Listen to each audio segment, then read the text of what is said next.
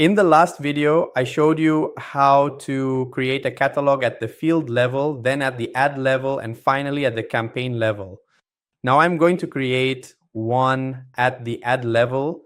So basically, how do I create the catalog from scratch as well? Do you really not know how to stop the catalog creation process at the ad level? Is it already creating?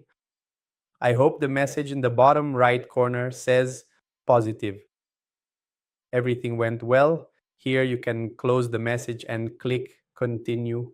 I forgot to show you the ad level is right here. So if you select ad level, that's it. From here on out, the rest will be the same. So let's go.